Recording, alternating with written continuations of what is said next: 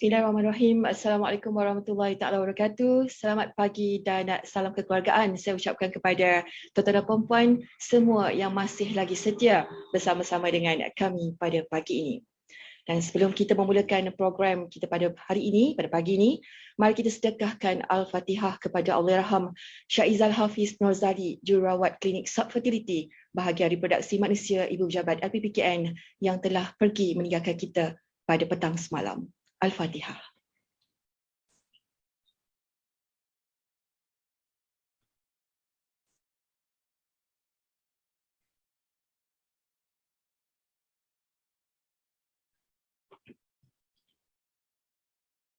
Tuan-puan yang dihormati sekalian, pandemik COVID-19 yang menular di seluruh dunia mengubah banyak perkara sekaligus mewujudkan kebiasaan baru dalam kehidupan, antaranya cara kita bekerja. Pendekatan bekerja dari rumah adalah merupakan cara bagi memutuskan rantaian COVID-19.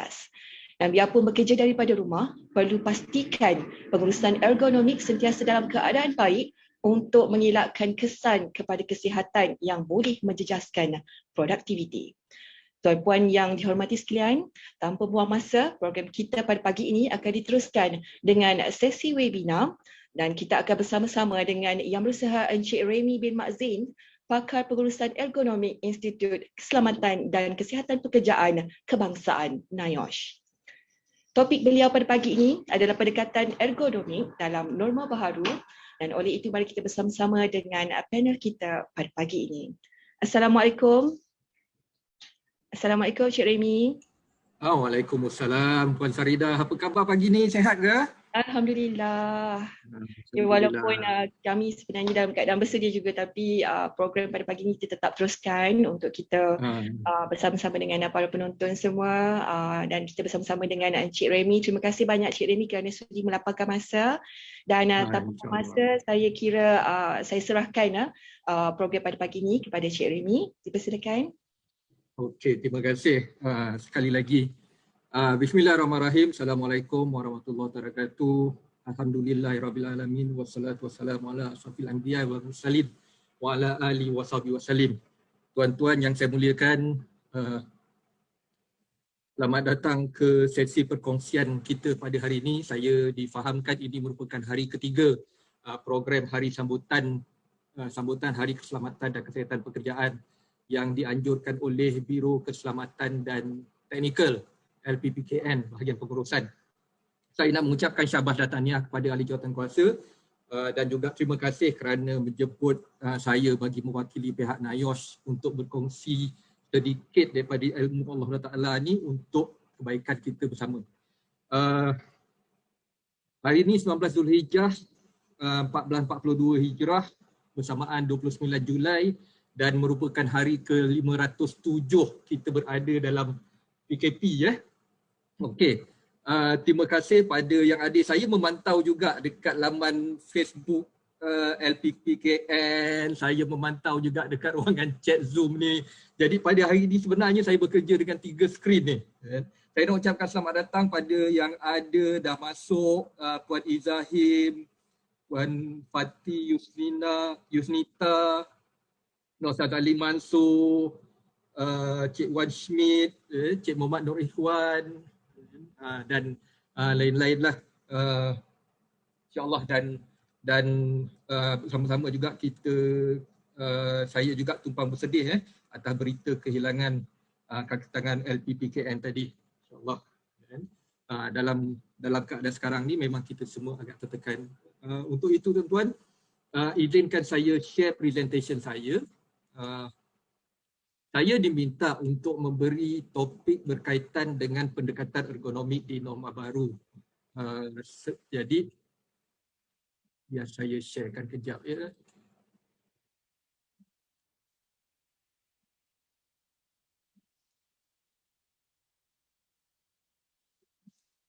Okey, saya harap tuan-tuan dapat mendengar suara saya dengan jelas dan juga dapat melihat PowerPoint tersebut dengan jelas. Kalau dapat boleh tolong tulislah mesej. Kalau yang daripada kaki tangan LPPKN boleh tulis okey, terima kasih. Puan Juraida kata jelas, Puan Marita pun kata jelas. Saya nak tengok daripada Facebook jelas ke suara saya?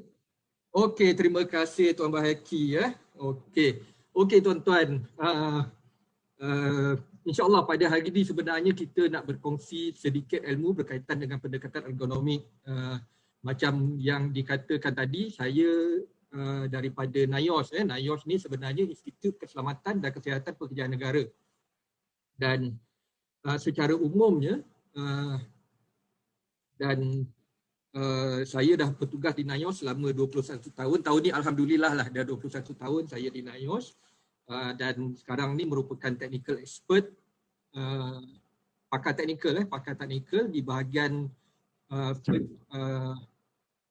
Consultation, Research and Development Department of NIOSH. Dan ini adalah sebahagian daripada penglibatan saya lah. Ada terlibatlah dalam jawatan kuasa pembangunan standard ergonomik dan juga merupakan naib timbalan pengerusi Vice President untuk Human Factor and Ergonomic Society of Malaysia, Persatuan Faktor Manusia dan Ergonomik Malaysia.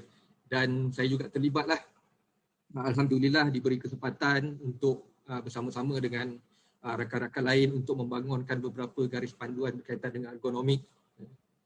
Dan di masa lapang saya juga terlibatlah secara aktif dalam aktiviti NGO seperti silat dan sebagainya. So ini silat saya lah, silat cakap Ustaz Hanafi.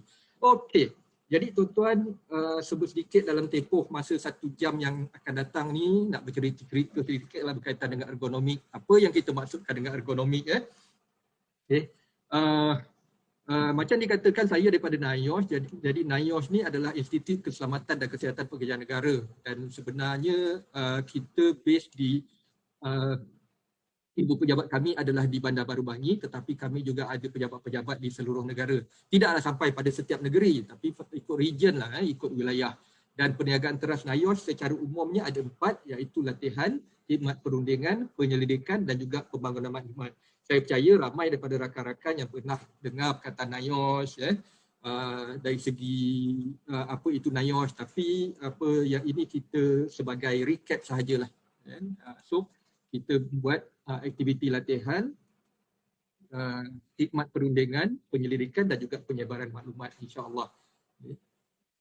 Dan saya di bahagian Consultation, Research and Development. Jadi di bawah fungsi NIOSH yang 4 itu, 2 daripadanya dijalankan sepenuhnya oleh pihak CRD lah, Consultation, Research and Development, iaitu dari segi aktiviti khidmat perundingan dan juga penyelidikan dan pembangunan. Jadi kalau aktiviti khidmat perundingan kita ada 4, alhamdulillah daripada jauh pun ada, daripada Sarawak, daripada Johor dan sebagainya. Terima kasih, selamat datang. Okay. Jadi dari segi aktiviti khidmat perundingan di NIOSH kami bahagikan kepada 4, dan aktiviti penyelidikan pun ada 4 lah sebenarnya. Jadi kalau macam aktiviti khidmat perundingan kita ada dari segi OSH Legal Compliant. OSH Legal Compliant ni maknanya yang perlu pematuhan perundangan. Macam sebagai contohnya, bagi sebuah syarikat yang ada menggunakan bahan kimia, maka bahan kimia tersebut perlu ditaksirkan. Maka NIOSH menjalankan aktiviti khidmat perundingan tersebut. Kita juga menjalankan apa yang kita panggil sebagai OSH Solution, aktiviti penyelesaian KKP. Contohnya membuat gap analysis, membangunkan dokumen-dokumen, OSH management system dan sebagainya. Juga dari segi aktiviti khidmat nasihat, advisory, kita juga ada laboratory ataupun technical services dan juga kita ada research. Okay. Dan dari segi advisory services, ini adalah sebahagian daripada program-program. Advisory service di NIOSH ini bermaksud bengkel-bengkel ataupun customized bengkel-bengkel teknikal ataupun customized training. Macam contohnya kita ada program di zaman OSH ni, kita ada, di zaman pandemik ni kita adalah program macam contohnya post pandemic OSH issues. Kita ada juga isu pasal fatigue management ataupun managing mental health at workplace. So itu sebahagian daripada apa yang kita lakukan bagi membantu KKP, keselamatan dan kesihatan pekerjaan di industri. Jadi tuan-tuan, topik kita hari ini adalah berkaitan dengan ergonomi. Mungkin ada antara tuan-tuan yang pernah dengar perkataan ergonomik, mungkin ada yang baru kali inilah mendengar perkataan ergonomik. Jadi macam mana pun saya mengucapkan terima kasih kerana tuan-tuan atas dasar ingin tahu tuan-tuan dapat melapangkan masa dalam 1 jam, 1 jam setengah ni untuk bersama-sama dengan kita. Dan saya mengharapkan tuan-tuan juga dapat menyebarkan link yang ada. Link yang ada tu bolehlah di-sharekan kepada rakan-rakan kita yang lain. Kalau boleh kita kasih gegar FB LPPKN hari ni. Okey. Jadi ergonomik bidang saya adalah ergonomik. Jadi bila kita sebut sebagai ergonomik ni, dia merupakan salah satu daripada hazard di tempat kerja. Saya percaya tak ada satu orang pun yang boleh menyatakan tempat kerja dia adalah tempat kerja yang paling selamat dan sihat dalam dunia. Tidak ada satu orang pun yang boleh mengatakan bahawa tempat kerja dia adalah bebas daripada hazard. Sebab hazard ataupun bahaya itu sentiasa ada. Jadi bahaya-bahaya di tempat kerja, sama ada di tempat kerja ataupun di mana-mana pun secara umumnya kita akan bahagikan kepada 5. Kita akan bagikan kepada 5, iaitu hazard secara fizikal, iaitu hazard-hazard yang biasanya kita boleh nampak. Contohnya permukaan yang tajam. Kalau dekat rumah tu contohnya dekat dapur kita ada permukaan yang panas, kita ada permukaan yang tajam, lantai yang licin. So itu adalah contoh hazard-hazard fizikal. Kita juga ada hazard-hazard kimia. Hazard kimia bermaksud penggunaan bahan kimia. Dan tuan-tuan jangan ingat bila kita kata hazard bahan kimia ni hanya ada dekat makmal saja. Yang ada dekat tabung uji ada menggegak-gegak macam tu baru dikira sebagai hazard kimia. Bukan. Hazard kimia ini juga termasuklah dari segi macam contohnya kalau di rumah kita punya bahan pencuci. Bahan pencuci itu juga isu bahan kimia yang ada di rumah. Sebab kita ambil pendekatan sekarang ni bekerja daripada rumah. Dan begitu juga isu habuk, debu dan sebagainya. Jadi itu juga merupakan antara isu kimia. Yang ketiga adalah isu yang agak popular sekarang ni iaitu hazard biologi. Jadi bila kita sebut pasal COVID ni, ini adalah contoh hazard biologi di tempat di sekitar kita lah. Hazard yang keempat, kalau kita nak katakan kita ada fizikal, dari segi fizikal, kita ada kimia, kita ada dari segi biologi dan yang keempat adalah dari segi psikososial. Jadi isu psikososial dah disentuh oleh doktor semalam bila membicarakan yang akan dibincang oleh esok. Jadi untuk hari ini saya nak skip berkaitan dengan isu-isu mental awareness. Yang itu insya-Allah tuan-tuan ada pada hari esok. Jadi tunggu insya-Allah. Okay. Dan yang kelima adalah isu ergonomik. Jadi tuan-tuan apa yang dimaksudkan ergonomik? Oh sebelum tu saya nak kena minta maaf dalam slide saya ni dalam bahasa Inggeris. Tapi insya-Allah saya akan berjelaskan slide saya ni dalam bahasa Malaysia. Tapi mungkin adalah tercampur-campur sedikit. Maafkan saya. Okey tuan-tuan, jadi bila kita sebut hazard yang kelima adalah ergonomik. Bila sebut pasal ergonomik, bunyi dia pun dah pelik sikit kan. Waktu saya mula-mula menceburi bidang ergonomik ni, bila kita sebut ergonomik, banyak orang salah anggap. Dia salah anggap ingatkan ekonomi, bidang kewangan. Ada juga yang ingatkan ergonomik ni berkaitan dengan bidang pertanian, agronomik. Daripada agrobank jadi agronomik. Sebenarnya bukanlah. Ergonomik ni salah satu bidang dan kalau mengikut takrifan dia ergonomik ni, dia datang daripada dua perkataan Greek iaitu ergon bermaksud kerja dan juga nomos yang bermaksud peraturan. Dan secara umumnya ergonomik ni adalah merupakan satu bidang sains yang berkaitan dengan pemahaman, berkaitan dengan interaksi antara manusia dan juga elemen-elemen lain di dalam satu sistem. Okey, nak permudahkan macam ni. Okay.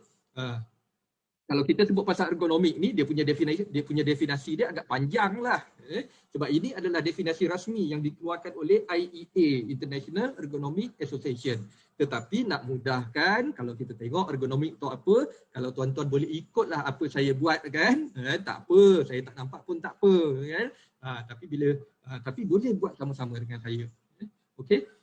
Dalam sesi ni ada banyak saya akan share, akan ajak tuan-tuan buat bersama-sama dengan saya lah. Okay. Jadi bila kita sebut ergonomik ni, kalau selepas ni orang tanya ergonomik tu apa, dia punya definisi yang paling mudah sekali adalah penyesuaian cara kerja, persekitaran kerja dengan pengguna tersebut. Saya ulang, apa itu ergonomik? Penyesuaian cara kerja, persekitaran kerja dengan pengguna tersebut. Okay. So apa maksudnya tu? Okay. Jadi bila kita maksud macam ni, ini maknanya simbol penyesuaian lah. Dia 6 boleh masuk. Kalau macam ni maknanya tak boleh nak masuk. So tak sesuai. Jadi dalam ergonomik ni dia bercerita dengan penyesuaian. Penyesuaian apa? So penyesuaian yang pertama adalah berkaitan dengan cara kerja. 3 jari ni melambangkan cara kerja lah. Okay. Jadi contohnya ini jari yang besar. Jari yang besar ni melambangkan benda-benda yang besar, benda-benda berat yang kita kena handle. Kalau dekat rumah tu ada nak kena angkat tong gas, tuan-tuan tahu tak berat tong gas tu berapa? Tong gas tu kalau berat dia tulis itu 16 kilo, itu adalah berat gas dalam tu, berat LPG dekat dalam tu. Tong kosong berat dia dalam 14 kilo, 14.3 hingga 14.6. Jadi maknanya satu tong kosong tu berat dia 30 kilo. 30 lebih. Okay. So itu antara isu-isu isu-isu apa mengangkat badan, mengendalikan beban yang berat di tempat kerja. Dan ada juga waktu saya mengajar program ni, dia kata kalau waktu pandemik ni benda paling berat sekali nak angkat sebenarnya tuan-tuan tahu apa? Badan kita nak angkat daripada tidur. Itu yang paling berat sekali. Pasal kita tak perlu kalau di luar daripada waktu kita kena bekerja dekat pejabat, pagi-pagi kena bangun kan. Sekarang ni semua salah-salah, banyak juga yang masuk pejabat pun daripada dalam bilik aja. Okey. Jadi ini adalah dari segi isu-isu berat. Okey, yang kedua jari yang ni biasanya yang kita gunakan bila kita nak tekan mouse, kita guna jari yang ini. Jadi jari ini melambangkan pergerakan yang berulang-ulang. Jari ini yang banyak berulang, jadi ini melambangkan pergerakan yang berulang-ulang. Jadi di rumah, dekat rumah, macam contohnya kita nak basuh pinggan, kita nak lipat baju. So itu pun adalah antara aktiviti pergerakan berulang-ulang di tempat kerja. Kita punya stesen kerja di rumah, kita menggerakkan kita punya mouse, kita menggerakkan kita punya mouse, kita gerakkan kita menaik keyboard juga, itu juga adalah contoh pergerakan yang berulang-ulang. Okey, jari yang ni saya kena berhati-hati sikit nak tunjuk ni. Jari yang ni melambangkan kedudukan tubuh yang tidak sesuai, kedudukan tubuh yang tak sesuai. Sebab kalau saya naikkan satu jari ni, saya tutup jari yang lain, amat tidak sesuai untuk saya tunjukkan. Jadi dia melambangkan kedudukan tubuh yang tak sesuai. Apakah contoh kedudukan tubuh yang tak sesuai? Contohnya kedudukan tubuh yang membongkok macam ni, membengkok. Bila kita menggunakan handphone, contohnya handphone letak dekat bawah, so kita menunduk ke bawah macam tu. Ataupun tangan kita yang bengkok macam ni. So itu adalah contoh kedudukan tubuh yang tidak sesuai. Bila kita duduk belakang, kita duduk dengan keadaan yang tidak sesuai. Jadi itu juga adalah contoh kedudukan tubuh yang tidak sesuai. Okay?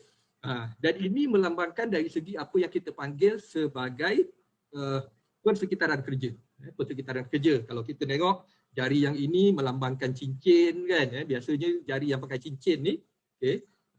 Jadi cincin tu adalah peralatan. Jadi dia melihat kepada dari segi peralatan. Sama ada peralatan tersebut sesuai ataupun tidak dengan kita. Macam contohnya saya bagi pada tuan-tuan. Bagi seorang yang badan dia tinggi dan besar. Tinggi macam contohnya tingginya 180, berat badan 150 kilo dan dia bawa kereta kancil. Sekarang di Viva lah, bawa kereta Viva. Sesuai ke tak sesuai bila dia bawa kereta compact? So of course tak sesuai. Okay? Bagi seorang yang badan besar bawa kereta compact macam tu tidak sesuai untuk dia. Jadi penyesuaian sebenarnya bukan dia tak sesuai bawa kereta compact tu, tapi kereta compact tu yang tak sesuai bawa dia. Jadi itu kita kata dalam ergonomik maknanya penyesuaian dari segi peralatan-peralatan dengan kita. Okay. Dan juga yang terakhir adalah dari segi environment, persekitaran. So bila kita sebut pasal persekitaran ni maknanya kita melihat dari segi cahaya, kita melihat dari segi bunyi. Macam mana yang selalu menjadi keluhan bila kita bekerja di norma baru ni adalah bunyi bising kan. Kadang-kadang bila waktu kita buat Zoom meeting ni suara daripada orang sebelah boleh masuk kan. So itu antara isu-isu yang wujud lah. Okay. Jadi tuan-tuan, jadi di dalam ergonomik kita melihatlah kesemua ni ciri-ciri dia. Yang pertama kita faham bahawa terdapat perbezaan dalam pendekatan ergonomik. Kita nak menyesuaikan antara ke-55 ni dengan faktor manusia. Sebab faktor manusia ni dia berbeza dari segi body size. Ada orang yang badan besar, ada orang badan kecil. Kemudian dari segi physical capability, ada yang kuat, ada yang tak berapa kuat. Yang mental capability, bandingkan antara mental capability antara kita dengan atlet sukan Olimpik contohnya. Okay. So ada perbezaan, kita juga ada limitation dan juga kita ada value dan juga habit. Maksud habit ni maknanya dari segi perangai, dari segi kebiasaan. Waktu kami menjalankan assessment, waktu kami menjalankan penaksiran ergonomik contohnya, ada beberapa kali kita mendapati walaupun stesen kerja tersebut dah diberi dengan perfect, memang cantik, tetapi masih lagi berlaku masalah-masalah seperti sakit belakang dan sebagainya. Dan bila kita dapati, dia bukan akibat daripada tempat kerja tersebut, bukan disebabkan oleh workstation tersebut, tapi adalah disebabkan oleh habit, cara bekerja yang tak betul. Okay. Jadi dalam yang kedua, seterusnya kita melihat pula dari segi task. Jadi maknanya dari segi tugas yang diberi, dia kena sesuai dengan manusia tersebut. Jadi itu yang merujuk kepada dari segi tugas, dia punya keupayaan, keperluan fizikal untuk menjalankan tugas tersebut. Adakah dari segi objek yang dia diangkat, berapa berat dia, adakah pekerja tersebut di dalam keupayaan untuk mengerjakan kerja tersebut. Okay. Jadi apa-apa pun dia kena sesuai dengan tugas tersebut. Sebab itu kalau kita katakan, Allah Ta'ala telah menjadikan manusia ini lengkap dan pelbagai. Dan bukankah telah ada disebut firman Allah Ta'ala yang menyatakan sungguhnya aku menjadikan kau manusia dari pelbagai-bagai bentuk supaya engkau dapat kenal mengenali antara satu sama lain. Dan dalam masa yang sama maknanya kita boleh melengkapi antara satu sama lain. Atas dasar itulah maka kita faham bahawa ada setengah kerja yang sesuai untuk satu golongan pekerja, ada beberapa jenis pekerjaan pula yang sesuai untuk satu golongan pekerja yang lain. Sebab itu macam contohnya kalau kita katakan okey, kebanyakannya nurses, kita punya jururawat kebanyakannya wanita. Kalau kita melihat, yang melihat pula kalau kebanyakannya yang bekerja di warehouse, kebanyakannya adalah lelaki. Ini bukan cerita pasal stereotyping, bukan cerita pasal discrimination, tapi kita meletakkan orang yang betul pada tempat yang betul. Dan itu adalah konsep ergonomi. Okay. Jadi dari segi task juga ada setengah dari segi organizational requirement, maknanya kerja tersebut perlu dibuat pada waktu bila dan sebagainya. Okay. Dan seterusnya kita melihat pula dari segi mesin. Jadi mesin ataupun peralatan yang digunakan, dari segi mesin atau peralatan yang digunakan, kita melihat dari segi saiz dia, dari segi berat, orientasi sama ada dipegang macam ni atau pegang macam ni, akses kepada mesin tersebut, senang ataupun susah, dia punya pegangan dia punya handle dia, lembut, keras dan sebagainya. Jadi mesin tersebut, peralatan yang diguna kena sesuai dengan task yang diberi dan paling penting sekali kena sesuai dengan orang yang buat kerja. Ini yang contoh berkaitan dengan kereta Viva tadi. Jadi kereta tersebut kena sesuai dengan tugas dia. Maknanya kereta tersebut boleh dipandu. Okay. Dan yang paling penting sekali dia kena sesuai dengan orang yang memandu tu, iaitu manusia. Okay. Dan seterusnya dari segi work area, untuk work area kita akan melihat pula dari segi layout dia punya susunan. Dari segi work area kita melihat dari segi susunan dia, daripada size, dia punya location. Work area ni bermaksud okey, bila kita ada peralatan-peralatan, macam mana pula kita menyusun peralatan-peralatan tersebut. Adakah betul macam contohnya kita ada keyboardnya dekat sini tapi mouse kita jauh macam tu. Jadi setiap kali kita nak ambil mouse kena ambil macam tu. Ataupun kita punya stesen bekerja kita, keyboard kita dekat depan tapi monitor kita dekat tepi. So itu maknanya dari segi layout yang tidak sesuai. Dan yang terakhir adalah dari segi work environment, tuan-tuan. So bila kita sebut work environment ni ada dua lah. Yang pertama dari segi physical environment, dari segi heat, noise, vibration. Antara satu masalah bila bekerja di rumah, tuan-tuan, adalah kita tak keluar rumah. Maknanya kita tidak terdedah dengan cahaya natural. Bila tidak terdedah dengan cahaya natural, apa yang berlaku? Kita punya ritma circadian, kita punya biological clock. Kita punya biological clock yang menentukan waktu bila kita bangun, waktu bila kita tidur. Okay. Tapi bila kita tidak terdedah dengan cahaya daripada luar tersebut, so apa yang berlaku, badan kita pun confused. Kita pun tak tahu siang ke malam, terutama kalau sepanjang contohnya 24 jam kita buka lampu kan, so kita pun tak tahu bila waktu malam dan sebagainya. Okay. Juga isu pasal noise, haba dan sebagainya, itu juga antara isu-isu work environment yang ada. Okay. Jadi tuan-tuan, so ini bila kita sebut kan, antara isu, jadi itu yang bila antara kes-kes yang berlaku bila kita bekerja di rumah, work from home. Okay.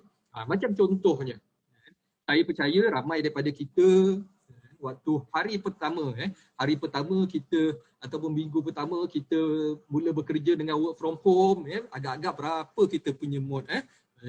Jadi kalau tuan-tuan boleh jawab sikit kat sini, agak-agaknya waktu mula-mula work from home tu, tuan-tuan punya mood scale berapa agaknya? 1 worst, 2 very bad, 3 bad, 4 meh, 5 so-so, 6 okay, 7 good, dan sampailah paling 10 sekali, very really great. Okay, terima kasih. Tuan Fawaz kata 4, waktu mula-mula 4, okay. Puan Juraida pun ada sebut kata 7. Yang lain-lain tu mungkin ada lagi. Okay. So ini waktu mula-mula work from home. Secara jujurnya macam apa, kita ramai juga waktu mula-mula dapat work from home tu semua skor dia tinggi.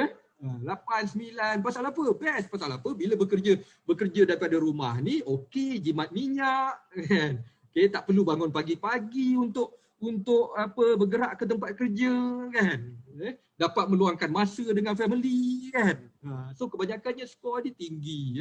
Dan sekarang ni bila kita dah sampai hari ke 570 lebih macam saya sebut tadi ni,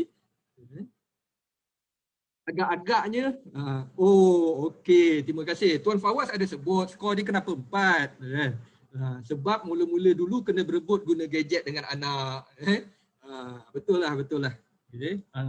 Mungkin sekarang ni dah okey lah. Okay. Puan Juraida daripada 7, Puan Juraida daripada kita punya ruang chat dekat Zoom, kata pada awal-awal dulu 7, sekarang skor dia tinggal 3 kan. Banyak yang dah tepu dah. Okay. Cik Ijai kata jarang-jarang dapat work from home. Alhamdulillah. Jarang-jarang dapat work from home. Okey. So dia punya itulah hakikat dia. Itulah hakikat dia. Pada mula-mula tu semuanya suka kan bila dapat bekerja dekat work from home. Tapi sekarang ni kalau dapat peluang bekerja balik, dapat masuk office 1-2 hari tu rasanya memang nak aje. Ramai yang volunteer. Okay. So dan kebanyakannya memang kita akan dapat dia punya isunya akan decrease lah. So kenapa ni berlaku? Kenapa dia berlaku? Sebab apa? Dalam kerja work from home ni kita expect kita bawa kerja daripada pejabat bawa ke rumah. Kita bawa kerja daripada pejabat ke rumah. Tetapi malangnya kita tak dapat bawa workstation kita daripada pejabat bawa ke rumah. Itu yang menjadi masalah dia. Sebab itu, macam contohnya, apakah persamaan antara kesemua gambar-gambar ni? Nanti tuan-tuan boleh type sama juga dekat ruang chat, sama ada di Zoom session kita ataupun dekat kita punya Facebook. So kalau kita tengoklah gambar-gambar ni, apakah persamaan antara gambar-gambar ni semua? Selain daripada mereka menggunakan laptop. Selain daripada mereka menggunakan laptop, apakah persamaan antara kelima-lima gambar ni? Betul. Semua Tuan Fawaz ada kata semuanya senyum. Semua senyum. Puan Juraida kata nampak relax sangat-sangat. Persamaan sebenarnya, persamaan antara kelima-lima orang ini adalah kelima-lima ni membohong. Kelima-lima ni membongak aja. Kalau orang yang 9 kata membongak aja. Pasal apa? Pasal apa? Tuan-tuan, kalaulah kita bekerja daripada rumah ikut waktu pejabat ikut waktu pejabat. Pejabat kita kalau macam kami di Nayor, pejabat kami daripada pukul 8 pagi sampailah pukul 5 petang. Jadi kalau ikut waktu pejabat nak duduk macam ni. Dalam kelima-lima keadaan ni memang amat tidak sesuai. Jadi itu kita katakan gambar ni walaupun nampak betul Puan Izzah Him ada sebut cara duduk yang santai. Tetapi santai dia kejap aja. Berapa lama tuan-tuan boleh duduk dalam keadaan ini? Saya percaya tak lama. Okay. So kesimpulan dia semua ni bohong je. Okay. Sebab apa? Itulah dia expectation. Bila kita bekerja kan, kita expect work from home ni, yelah kita ada concentrate, boleh buat kerja tapi dalam yang realitinya waktu kita tengah work from home, masa tu lah nak kena masak lah, jaga anak lah. Siapa ada kucing tahulah kan? Saya pun tak tahu kenapa kucing ni bila kita buka aja laptop, dia punya kegemaran dia adalah dia akan pergi dekat kita punya keyboard. Saya pun tak tahu pasal apa. So itu antara betul Puan Juraida. Puan Juraida saya rasa ada kucing juga kat rumah. So asal buka aja laptop masa tu lah dia nak datang bermanja. So itu dia punya realiti dia. Okay. Jadi tuan-tuan sama juga sekarang ni saya nak tanya pada tuan-tuan. Sekarang ni stesen kerja tuan-tuan stesen cara tuan-tuan bekerja di rumah macam mana gaya dia? Okay. Adakah yang pertama tu maknanya ada spesifik meja lah. Maknanya memang ada meja kerja yang betul, yang memang diletakkan komputer dekat situ, tak kira lah sama ada laptop ataupun tidak. Yang kedua menggunakan meja makan. Tuan Fadli sebut kucing educated, betul lah tu. Ataupun yang ketiga gunakan buat di atas lantai, sama ada menggunakan meja ataupun biasanya ada meja kopi ataupun kadang-kadang tu ada macam meja Jepun tu. Okay. Atas lantai sama ada atas lantai ataupun atas katil. Ataupun yang keempat memang ada workstation tapi sentiasa ada pengacau. Ataupun yang kelima, duduk di atas lantai sama ada di atas lantai ataupun katil dan tidak ada meja dia.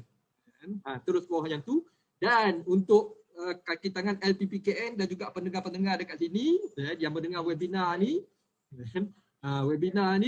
saya tambah satu lagi. Adakah keadaan 6? Adakah keadaan 6? 6 ni apa? Bila buka webinar ni, bila ada meeting, buka aja laptop, tapi lepas tu pergi merayau ke mana? Okey. Memang betul. Kalau Tuan Fawaz kata macam tahu-tahu je. Memang betul pun. So kebanyakannya macam tu lah kan. Bukan apalah kita cerita anak-anak kita yang tengah PDPR ni pun macam tu juga kan. Kadang-kadang buka laptop dalam masa yang sama duk main game. Ataupun buka laptop aja terbuka. Pergi cari anak kita kat mana? Rupanya dekat dalam toilet semua. So inilah kan, cara kita bekerja. So ini sepintas lalu tuan-tuan saya nak bercerita berkaitan dengan dari segi ergonomi issues dekat tempat kerja. Ini sebenarnya saya dah sambung pada kalau kita ingat lagi jari-jari ni kan. Tapi kita kata ada 7 lah sebenarnya. Yang pertama adalah awkward posture, kedudukan tubuh yang tidak sesuai waktu bekerja. Puan Martini ada sebut ironing board jadi mangsa sebab mencari tempat strategik. Nanti saya tunjukkan. Puan Martini daripada Kuala Lumpur ada sebut gunakan iron board jadi mangsa sebab mencari tempat strategik. Okey. So nanti saya tunjukkan. Memang ada contoh workstation yang menggunakan ironing board. So kita ada isu.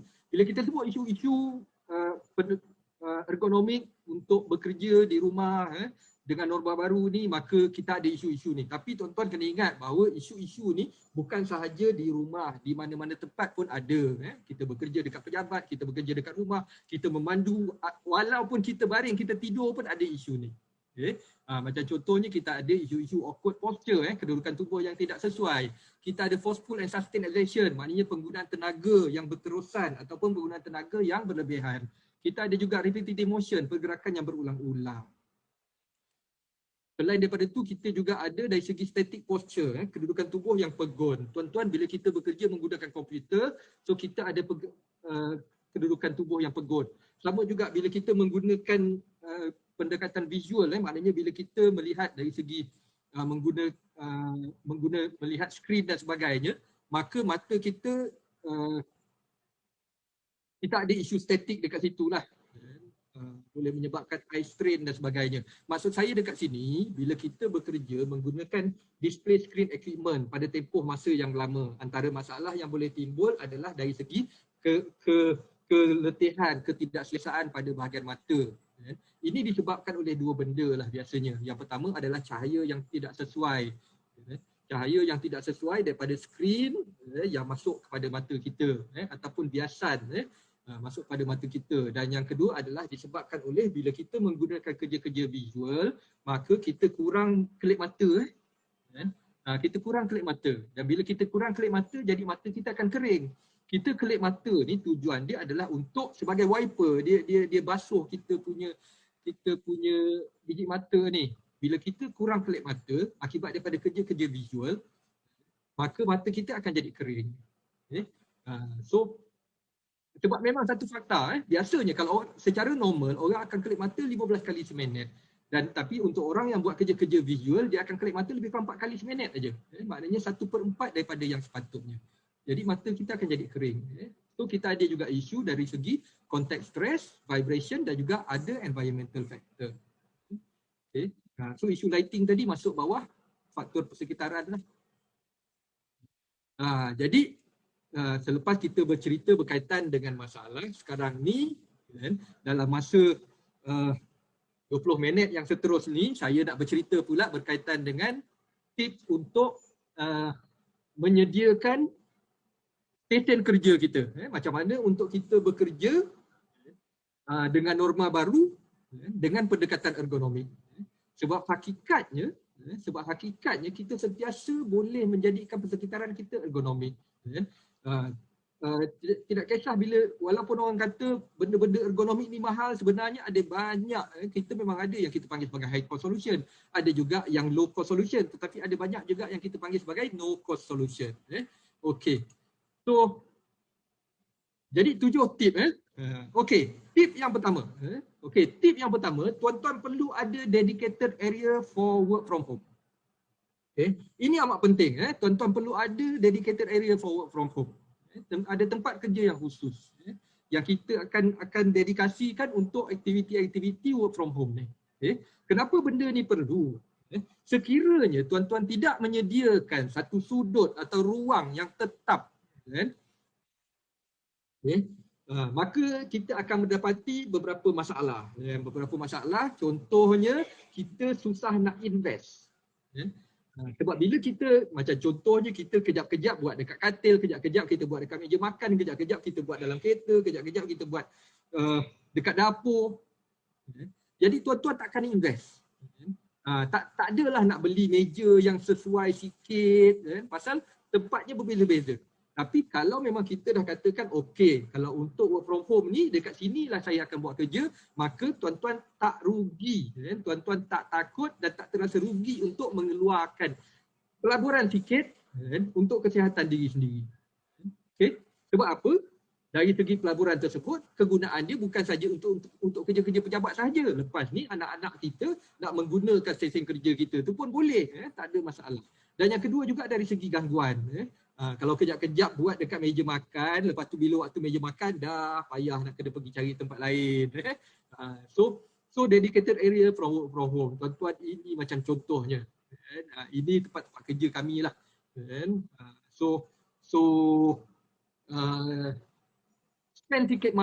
Spend sikit duit. Macam dulu-dulu barang-barang ni semua mahal, tapi dengan berkat online shopping ni, so dah ada banyak dah barang-barang yang murah. So kalau boleh saya sharekan sedikit-sedikit. Yang kedua ni gambar, ini sebenarnya adalah station workstation saya. So kalau macam saya katakan tidaklah terlalu canggih sangat, tapi kita laburkan sedikit. Kita laburkan sedikit sebab apa? Ini memang untuk kesihatan diri sendiri, ya. Okay. Tapi yang penting dia kena ada dedicated area. Okay. Ataupun macam ni kita ada satu sudut dekat rumah kita, ataupun macam ni. So ini antara tempat kerja yang boleh kita gunakan lah. Okay. So ataupun paling kalau dah susah yang selalu jadi masalah kan, dia kata kan tak ada tempat kerja, tempat apa bising semua kan. So macam mana? So mungkinlah bolehlah jadikan dekat dalam kereta. Saya bukan kata ni bukannya kata apa kena buat dekat dalam kereta kan, ini antara satu, tapi perlu disesuaikan juga. Macam contohnya you akan gunakan hanya untuk contohnya dengan webinar kan, ada meeting yang mana kurang menggunakan keyboard kan. So mungkin pendekatan ini yang boleh digunakan. Okay.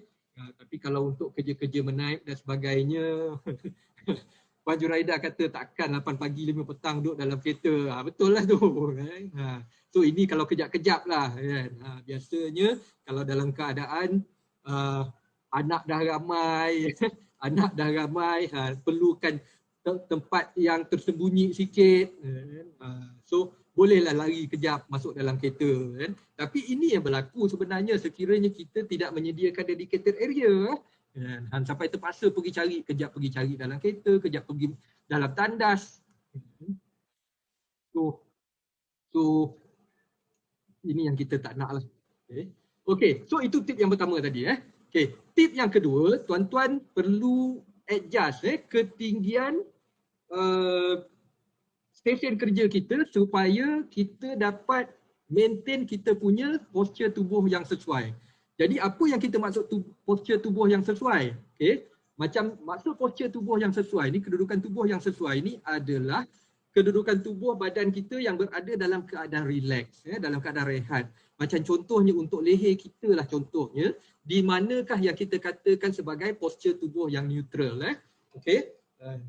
Jadi adakah kalau kita katakan kedudukan tubuh yang neutral untuk kepala kita, adakah kedudukan ini kedudukan yang neutral? Ataupun ke bawah yang ini kedudukan yang neutral. So kalau kita tengok maka kita tahu bahawa kedudukan neutral adalah kedudukan yang inilah. Maknanya kepala kita tidak terlalu ke atas dan terlalu ke bawah. Benda yang sama juga untuk tangan kita contohnya. So ini bukannya kedudukan yang neutral untuk tangan kita. Ini bukannya kedudukan neutral untuk tangan kita, tapi kedudukan neutral kita adalah tangan kita yang macam ni. Sebab itu kalau kita tengok macam contohnya design mouse yang cantik adalah yang mana dia punya bentuk dia cukup-cukup aja masuk. Mouse ni tangan dia cukup-cukup aja masuk dekat tangan kita. So ini kita panggil kedudukan tubuh yang neutral. Jadi bila kita set up kita punya workstation, dia punya prinsip dia adalah kita nak bekerja dalam kedudukan tubuh yang neutral. Tuan Fawaz ada sebut perlu ada kerusi khas yang boleh di-adjust ke? Nanti saya akan address soalan ni, jawab soalan ni pada peringkat petua memilih kerusi. Dia ada petua memilih kerusi ni. Nanti kita akan share insya-Allah Tuan Fawaz. Okay? Jadi kita melihat dari segi ketinggian yang sesuai. Sebab dalam ergonomik kita nak bekerja dalam keadaan yang neutral. Tuan-tuan boleh bayang tak kalau tuan-tuan bekerja sepanjang hari dalam keadaan kepala macam ni? Tuan-tuan boleh bayang tak kalau sepanjang hari tuan-tuan bekerja dalam keadaan macam ni? Okay. So paling bagus sekali kita bekerja dalam keadaan neutral. Jadi macam mana kita nak set up kita punya stesen kerja kita supaya kita dapat bekerja dalam keadaan yang sesuai. Yang pertama dari segi ketinggian monitor. Ketinggian monitor kita letak sama paras dengan tinggi mata. Okay. Kenapa dengan tinggi mata? Ada dua sebab. Sekiranya kita meletak di bawah, kalau kita meletakkan monitor itu di bawah, so kepala kita akan tunduk ke bawah untuk melihat monitor tersebut. Kalau terlalu ke atas pun kita akan perlu mendongak untuk melihat monitor tersebut. Itu yang pertama. Dan yang kedua, bila kita meletakkan monitor kita ke depan ke paras mata, maka dia akan memaksa kita bergerak ke belakang. Kita akan bersandar ke belakang. Dan bila kita bersandar ke belakang, jadi kita akan menggunakan sepenuhnya bahagian belakang kerusi kita. Macam contohnya, tuan-tuan boleh test kita pegang kita punya laptop, kita punya phone contohnya, dan bila kita pegang kita punya phone ni, kita letakkan phone kita ke bawah, dan bila kita nak tengok, kita akan tunduk ke depan. Tapi bila kita naikkan phone kita ke atas, kita akan rasa lebih selesa untuk bekerja dalam keadaan kita menggunakan sepenuhnya kita punya tempat sandar belakang. So itu sebabnya monitor, ketinggian monitor kena sesuai. Yang kedua adalah dari segi ketinggian mouse dan juga papan kekunci dan juga tertikus. Jadi ketinggian yang sesuai untuk keyboard dan mouse adalah ketinggian siku kita. Maknanya tuan-tuan, rehatkan bahu, letakkan siku di tepi badan, maka itulah tinggi keyboard dan mouse. Saya faham sekiranya menggunakan meja tulis, meja makan dan sebagainya, ketinggian dia agak tinggi sedikit. Untuk menulis tak ada masalah. Sebab apa? Bila kita menulis, kita akan meletakkan tangan kita di atas meja. Jadi tak ada masalah kalau tinggi. Tetapi sekiranya kita menggunakan keyboard dalam keadaan meja yang tinggi macam ni, maka kita akan menaik dalam keadaan bahu kita yang terangkat. Dan akibatnya kita akan mengalami kesakitan pada bahagian bahu dan sebagainya. Documentation. Untuk kerja-kerja dokumen, ketinggian dia adalah mid-cast. Tinggi meja tulis tu. Yang itu okey. Okey, seat pen. Seat pen bermaksud dari segi ketinggian tempat duduk ni. Ketinggian tempat duduk, dia punya tinggi dia adalah dia kena sentuh sampai dekat bahagian belakang pelipat kita. Maknanya bahagian belakang lutut kita. Okay. Dan juga kaki kita perlu flat. Sama ada di lantai ataupun di footrest. Okay. Dalam kes yang ini, sebagai contohnya kerusi yang terlalu tinggi, maka kita kena pastikan tapak kaki kita adalah di footrest. Okay. Kita boleh gunakan footrest supaya tapak kaki kita rehat di atas tersebut dan ketinggian kerusi bahagian pelipat kita bersentuh, maknanya sama paras dengan tinggi kerusi. Okay. Macam ini contohnya gambar yang ni. Jadi untuk recap balik bila saya katakan sekiranya, jadi kalau kita tengok apa masalah dekat gambar yang ini adalah disebabkan oleh bila menggunakan laptop, maka akibatnya dia akan, bila nak tengok monitor, maka dia akan tunduk badan dia ke bawah dan kita perhatikan pula di bahagian belakang. Kita perhatikan pada bahagian belakang dia. Jadi kita dapati bahagian belakang dia tidak disokong oleh kerusi dia. Tuan-tuan, sebenarnya kerusi yang digunakan dekat gambar ni adalah antara kerusi yang agak bagus. Kalau selepas ni saya cerita berkaitan dengan ciri-ciri kerusi ergonomik, ada 11 ciri-ciri, kerusi ni fulfill ke semua 11 ciri-ciri kerusi ergonomik tu. Tapi bila dia bekerja dalam keadaan ketinggian yang tidak sesuai, maka akibatnya bagilah kerusi mahal macam mana pun, kerusi ni harga dia tuan-tuan tidak kurang daripada 3,500. So, bagilah kerusi yang mahal macam mana pun, dia tidak akan dapat menggunakan kerusi itu dengan terbaik. So, ini akibatnya sekiranya monitor terlalu rendah. Yang seterusnya, macam mana pula dengan keadaan dua ni? Dalam keadaan yang ini, memang pula monitor dia dah memang sama paras dengan mata. Okey. Ada keadaan di mana monitor sesuai di atas, tapi ada masanya monitor sesuai di bawah. Waktu bila yang monitor sesuai di bawah, sekiranya macam contohnya ada kes-kes tertentu. Macam kes yang ini, kita punya subjek ni, dia mempunyai masalah penglihatan. Maknanya dia rabun dekat, dia menggunakan multifocal lens. Jadi multifocal lens, dia nak membaca menggunakan lens pada bahagian bawah. Pada lens pada bahagian bawah. Jadi bila dia gunakan yang ni untuk tengok monitor dalam keadaan biasa, maka dia terpaksa mendongak ke atas pun tak sesuai. Jadi dalam kes macam ni bolehlah pakai laptop. Okey. Ataupun yang paling selalu kita buat dah jadi macam ni lah. Gambar macam ni. Okay. So ini antara masalah-masalah yang timbul. Okey. Menjawab soalan daripada Tuan Fawaz, di rumah mostly guna laptop yang memang akan pandang ke bawah. Saya setuju. Bila kita menggunakan laptop, okey, idea awal penggunaan laptop adalah sebagai pengganti sementara untuk laptop. Pengganti sementara untuk desktop. Ini awal, idea laptop ni adalah pengganti sementara untuk desktop. Desktop adalah kita punya komputer utama kita dan laptop digunakan bila kita perlu portability, kita perlu bergerak. Itu dulu. Tapi sekarang ni kita faham kebanyakan orang menggunakan laptop. Okey. Sebenarnya tidak susah untuk menjadikan, untuk ikut balik konsep yang saya sebut tadi, iaitu ketinggian monitor kena sama paras dengan mata. Kena sama paras dengan mata. Mudah sahaja, kita ada alat-alat, kita ada gadget-gadget, aksesori yang kita boleh pasang. Macam ini contohnya lah. Kalau kita bandingkan antara gambar yang sebelum ni, di mana dia perlu membungkuk ke depan untuk menggunakan laptop. Sekarang ni bila monitor dah di atas, kita perhatikan dia akan menggunakan kerusi tersebut sepenuhnya. Dan dalam masa yang sama kita perhatikan dari segi kedudukan leher dia pun dalam keadaan yang sesuai, dalam keadaan yang neutral. Okay. So alat-alat ni ada. Okay. Dan kalau ingat balik gambar yang saya tunjukkan untuk stesen kerja kami, kebanyakan kami menggunakan second monitor. Kita menggunakan second monitor untuk buat kerja-kerja bila kita menggunakan laptop. Okay. So ada alat macam ni, tapi sebenarnya ada banyak juga low cost solution. Ada banyak juga low cost solution. Macam contohnya dalam gambar yang ni, kita tengok gambar yang atas dan sebelah kiri itu gambar asalnya bila dia bekerja menggunakan laptop.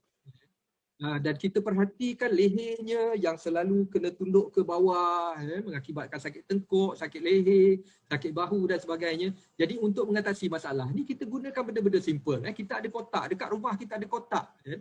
So letakkan kotak dan kita bekalkan dengan external keyboard dan juga mouse. External keyboard dan mouse tuan-tuan sekarang ni dalam RM100 you dah boleh dapat dah. Yang you boleh dapat yang RM100 boleh dapat yang wireless. Kalau yang wired punya lagi murah. Dalam RM30 pun dah ada, dah boleh dapat dah. Okay. So bekalkan dengan external keyboard, external mouse. Macam dalam case workstation saya, sekira meja tersebut digunakan untuk tengok laptop menaip. So kita ada keyboard yang sesuai.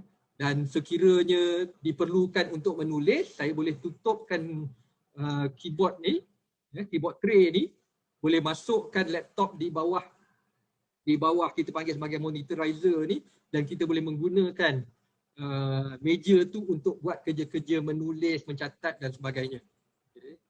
Pemeriksaan dokumen dan sebagainya. So ini bila kita sebut dan benda ni kebanyakannya ada dijual lah secara online, murah-murah aja.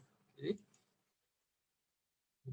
Begitu juga kalau dikatakan kalau macam kerusi yang terlalu tinggi, bila bekerja dalam keadaan kaki yang tak sampai. So ada beberapa pilihan lah. Yang pertama lower the chair. Tapi lower the chair ni akibat dia nanti meja pula terlalu tinggi. Jadi kalau meja yang terlalu tinggi itu, maka kita akan cadangkan bagi kaki kita tergantung macam tu, cuma diletakkan atas footrest. Footrest ni memang ada dijual masa mula-mula dikeluarkan dulu, harga dia dalam RM350 dan ke atas. Sekarang ni you boleh dapat murah-murah aja. Ataupun no cost solution, kita carilah kotak apa-apa letak dekat bawah. Jadi sebenarnya ada banyak contoh-contoh bila kita menggunakan peralatan-peralatan yang sedia ada dekat rumah kita. Yang penting untuk kita meninggikan kita punya monitor. menyesuaikan ketinggian yang sesuai. Itu semua masuk bawah tip nombor 2. Okay. So kalau kita perhatikan gambar yang ni, kita tengok antara gambar pertama dan gambar kedua. Perbezaan dari segi postur badan dia. Bila dia naikkan monitor, dibekalkan pula dengan external keyboard dan mouse, kita dapati dari segi postur badan dia akan lebih selesa. Kerusi, kalau pakai kerusi makan, okey, tidak ada masalah, tapi pastikan dia adalah 11. Nanti saya akan sharekan yang 11 tip memilih kerusi yang sesuai. Kalau terlalu kerusi yang terlalu tinggi, kita boleh letak kotak dekat bawah dan sebagainya. Okey, tip nombor 3 tuan-tuan adalah smart arrangement of work item. Okey, jadi kalau kita melihat daripada gambar yang ni, apa masalah yang ada pada gambar tersebut? Bila kita dapati dari segi peralatan ada, tetapi dari segi dia punya arrangement, dari segi workstation layout dia yang tidak sesuai. Mengakibatkan dia terpaksa, macam contohnya monitor dekat tepi, kerusi tak boleh nak pusing sepenuhnya. Kenapa kerusi dia tak boleh pusing sepenuhnya? Sebenarnya dekat bawah meja dia ni, betul-betul atas desktop dia ada kabinet. Jadi dia tak boleh nak pusing sepenuhnya. Jadi akibat dia terpaksa bekerja dalam keadaan tak sesuai. Ini yang kita panggil contoh penyusunan peralatan-peralatan. Jadi tuan-tuan, lepas kita ukur dari segi ketinggian, seterusnya kita bertanya pula macam mana kita nak susun peralatan-peralatan kita supaya kita dapat bekerja dengan paling efisien dan paling sihat, paling selamat. Jadi cara dia tuan-tuan, yang pertama, tuan-tuan perlu membahagikan peralatan-peralatan, ini tip saya. Tuan-tuan melihat balik dari segi cara tuan-tuan bekerja, apakah peralatan yang tuan-tuan perlu gunakan sepanjang tuan-tuan bekerja di stesen kerja tersebut, dan bahagikan kepada 3 kategori. Kategori pertama adalah peralatan-peralatan yang memang kalau kita duduk dekat situ, memang kita akan pegang. 90% masa kita bekerja dekat situ, kita akan pegang. Jadi kalau macam contohnya untuk saya, cara saya bekerja, maka inilah item-item dalam kategori 1. Keyboard, mouse, handphone, notebook, pen. Yang seterusnya adalah kategori 2, item peralatan yang kita sentuh juga tapi kurang digunakan berbanding dengan kategori yang pertama. Mungkin dalam setiap 5 minit baru kita pegang. Dan kita ada juga item yang kategori 3. Kategori 3 adalah item yang kita tak perlu pegang pun, boleh jadi kita tak perlu pegang pun, ataupun kalau kita pegang pun mungkin 1 jam sekali, 2 jam sekali baru kita pegang. So kalau macam kategori 2 untuk saya ni, I drop pasal every half an hour saya akan kalau saya terlupa dah mula mata pedih sikit, jadi akan test. Dalam case apa sekarang ni tidbit kan, tapi hari ni hari Khamis, so saya tak adalah, kalau tidak tuan-tuan nampaklah. So ini kategori 2, dan kategori 3 adalah peralatan-peralatan yang kita tak sentuh, ataupun kalau kita sentuh pun contohnya hanya waktu-waktu tertentu sahaja.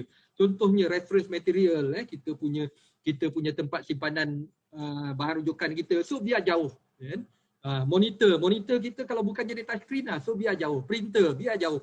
Kita punya laci kita, barang-barang yang selalu letak dekat atas ataupun tengah. Barang-barang yang jarang digunakan, yang jarang diambil, letak dekat bahagian bawah.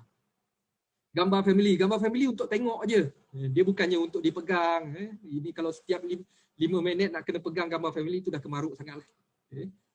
So storage area. Okey. Jadi selepas tuan-tuan mengenal pasti peralatan-peralatan yang perlu yang digunakan dekat tempat kerja dan telah mengasingkan peralatan-peralatan tersebut, jadi macam mana cara kita nak menyusun? Maka kita akan susun ikut cara macam ni. Kategori 1 dia jatuh dekat zona hijau. Macam mana zona hijau? Maknanya kalau kita gerakkan tangan kita, siku kita di tepi badan, maka peralatan-peralatan yang kita boleh sentuh dalam keadaan macam ni. Peralatan yang kita boleh sentuh dalam keadaan macam ni, maka itu adalah item nombor 1. Item nombor 2 adalah peralatan-peralatan yang jatuh dekat nombor kuning. So ini semua adalah jatuh dekat nombor kuning. Dan sebenarnya kalau item nombor nombor 1 ataupun 2 tersebut dia sebelah kiri dan sebelah kanan pun tak ada masalah kan. Tapi dia masih kena dalam ruang capaian tersebut. Okey, item nombor 3 dia akan jatuh dekat zon color pink ni kan, dan ke atas. Dan syarat, okey, item nombor 1 kita boleh ambil macam ni. Item nombor 2 kita hulurkan tangan kita. Maknanya kalau kita boleh capai palatan-palatan tersebut tanpa kita membongkokkan badan kita ke depan, maka itu adalah zon kuning. Okay. Item nombor 3 yang jauh daripada panjang tangan kita. So itu item nombor 3. Dan untuk mengambil item nombor 3 ni tuan-tuan tak boleh membongkok untuk ambil. Tuan-tuan kena bangun pergi untuk ambil. Walaupun contohnya kita punya gambar family ataupun kita nak ambil ke barang dekat kabinet bawah kan, tak boleh dengan cara duduk macam tu kita ambil, tak sesuai. Okay, tidak ergonomik. Jadi macam mana caranya? Tuan-tuan kena bangun, pergi dekat sebelah, squat down, buka almari, ambil. Okay. So itu cara dia yang betul. Okay. Tip yang keempat adalah active sitting. Memang ada kata-kata sitting is the new smoking. Jadi kalau orang takut sangat pasal smoking, hakikatnya sekarang ni bahawa sitting pun, kesan daripada sitting pun, duduk yang terlalu lama ni pun boleh menyebabkan kesan dari segi kesihatan dia pun hampir sama macam isap rokok. Jadi untuk active sitting ada macam-macam lah. Yang pertama kita boleh ubah cara kita duduk. Kejap kita duduk bongkok ke depan, kejap kita duduk straight, kejap kita duduk belakang. Kita duduk ke belakang. Dan setiap cara duduk ni sebenarnya sesuai digunakan untuk kerja-kerja yang berbeza. Okay. Yang kedua, kita limit duration. Maknanya kita hadkan. Kita hadkan duration dengan cara macam contohnya tadi, ingat item nombor 3, nak ambil item nombor 3 tu kita kena bangun untuk ambil. Okay. Dan jangan sekali-sekali kalau kerusi kita jenis kerusi roda tu kita pergi lungsurkan aja kerusi kita pergi ambil. Pun tak sesuai. Bahaya lagi. Terjatuh boleh lagi tu. Okay. So kita ada alternate sitting, maknanya ada kerja yang kita boleh buat kerja sambil duduk kan, dan ada masanya kita boleh buat kerja sambil kita berdiri. Kita boleh goyang-goyangkan kaki, kita boleh buat micro break ataupun stretching. Okay. So macam inilah contohnya bila kita sebut dari segi cara bekerja. Untuk writing tak ada masalah. Writing biasanya kita akan bergerak ke bahagian depan. Untuk writing biasanya kita akan bergerak ke depan. Sebab apa? Untuk menulis, tangan kita perlu berada di atas meja. Jadi tangan kita akan disokong oleh permukaan meja. Jadi tak ada masalah kita ke depan. Okay. Dan pada masa ni kalau kita risau belakang kita tak support pun tak ada masalah. Pasal apa? Beban badan kita dah disupport oleh tangan kita sikit. Tak ada masalah. Okay. Untuk kerja-kerja menaip, kita duduk tegak macam tu. Orang kata duduk pengantin. Okay. Waktu relax macam contohnya tengah tengok Netflix, boleh ke waktu tengah dalam apa work from home tengok Netflix? Tengah buat apa lah, macam contohnya tengah tengok webinar ke apa ke, you boleh lah rest down, letak ke belakang, kita panggil chillaxing. Okay. So maknanya kita ubah-ubah kan. Ada masa kita duduk ke depan, ada masa kita duduk tegak, ada masa kita belakang, ada masa kita bangun. So kita ubah-ubah. Ini tuan-tuan yang kita panggil sebagai dynamic sitting. So active working, ada masa bila kita bekerja, kita tak boleh expect bekerja di rumah ni sepanjang masa kita akan duduk di depan komputer kita.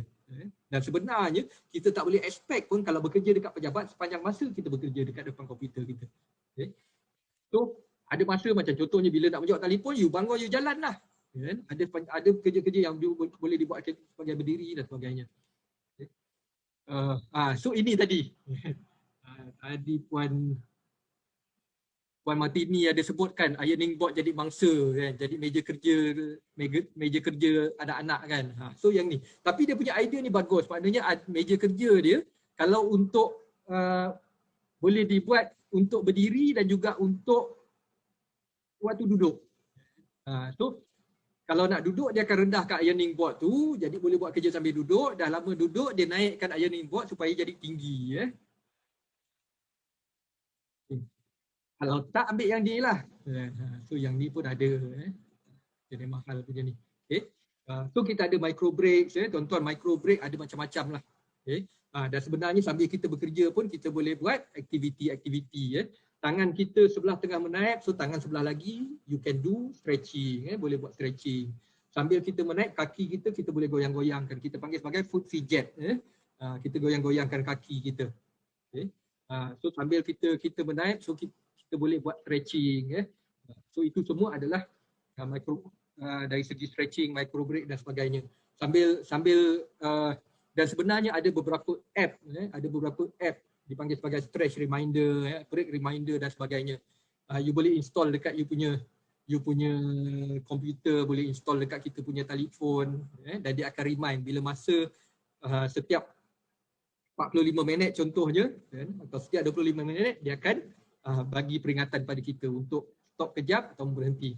Ada juga yang dipanggil sebagai 20-20-20 rules. 20-20-20 rules. 20-20 rules,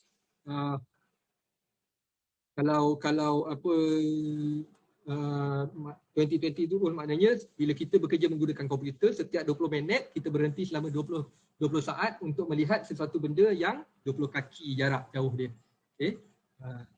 Okay. So kita ada juga stretching and exercise. Stretching and exercise ada macam-macam lah. So kita ada eye exercise. Tuan-tuan boleh cari dekat laptop, dekat dalam YouTube ada macam-macam exercise, breathing exercise, muscle stretching. Masa kita agak saya dah a little bit behind time. So mungkin tak banyak yang saya dapat sharekan berkaitan dengan eye exercise ni, tetapi antara yang biasanya yang boleh dibuat adalah very simple, so you can buka mata besar-besar dan pejam mata habis-habis. So beberapa ketika yang sesuai, so you can open your eyes and close your eyes. Ada juga urutan-urutan untuk mata. So panaskan mata macam ni, kita tuang bahagian mata. So semua itu adalah sebahagian daripada eye exercise. Kita ada juga breathing exercise. Breathing exercise ni biasanya kami ajar dalam kita punya program mental health awareness. Dan sebenarnya breathing exercise ni dia ada juga breathing untuk relaxation, ada juga breathing teknik untuk energize, untuk energize. So kalau petang-petang lepas daripada waktu zuhur macam tu, takkan kita nak buat yang untuk relaxation, nanti jadi terlalu relax. So kita buat yang untuk energizing. Muscle stretching a very simple muscle stretching. So waktu kita duduk, waktu kita berdiri, kita boleh buat. Even sebenarnya waktu saya tengah duduk ni, saya tengah stretchingkan pada bahagian kaki saya. Very simple. Kalau untuk tangan macam contohnya. Tapi sebenarnya ada banyak juga peralatan-peralatan di rumah yang tuan-tuan boleh gunakan untuk exercise. Macam contohnya. Tuan-tuan ada ni tak? Tuan-tuan ada pen kan? Okey. Pen ni sebenarnya boleh jadi mesin urut. Macam mana cara dia? Very simple. Tuan-tuan letak tangan macam ni. Dan kita gerakkan tangan. Kita gerakkan pen macam ni. Kita gosok macam tu. Boleh cuba buat, boleh cuba buat. So kita ambil pen ni, kita gosok macam tu. So kita urut macam tu. Kita ada pen ni, dan kita urutkan bahagian tangan kita.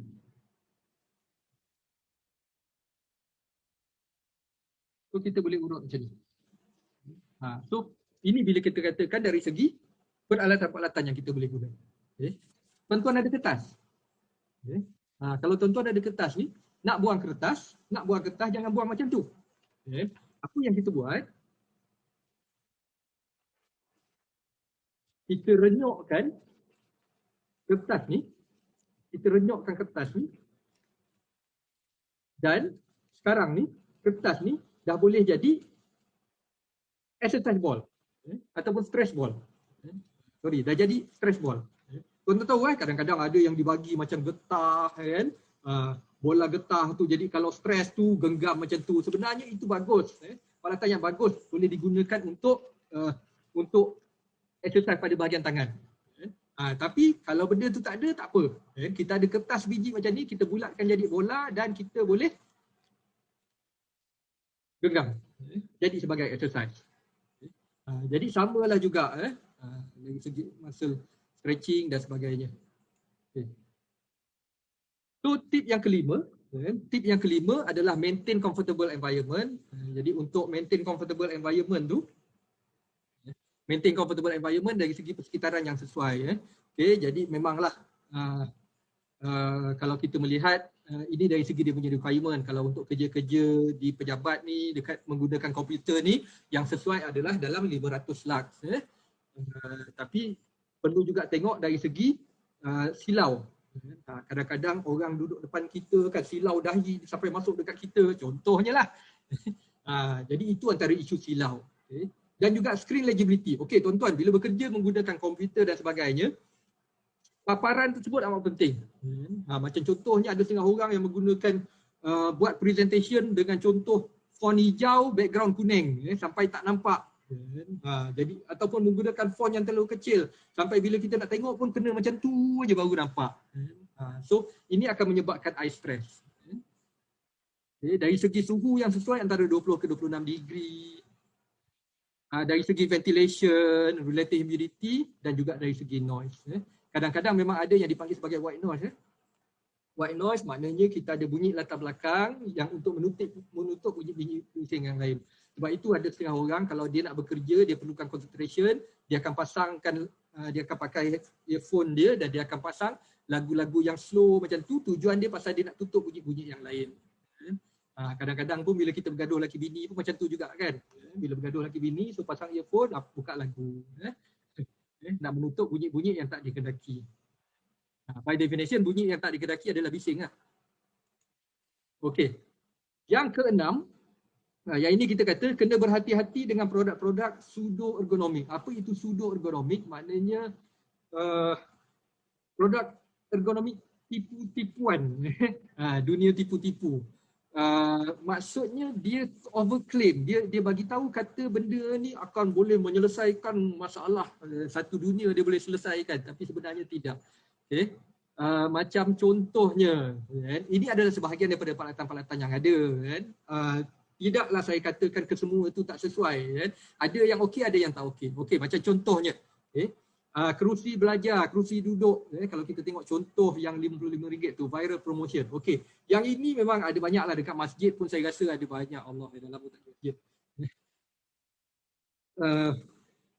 Kalau apa di masjid dan tempat duduk macam ni, dekat sukan Olimpik pun banyak saya tengok juga untuk dia punya fotografer dia menggunakan kerusi jenis macam ni menggunakan kerusi macam ni.